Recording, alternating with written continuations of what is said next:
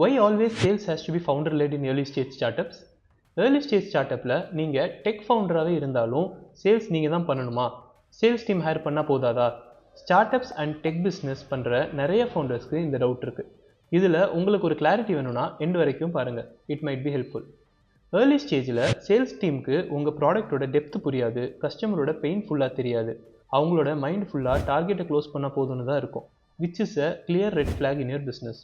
நீங்கள் sales calls எடுத்தால் தான் you will convey 100% value to your customer. You will get direct feedback from your customer which will help you tweak your product as well.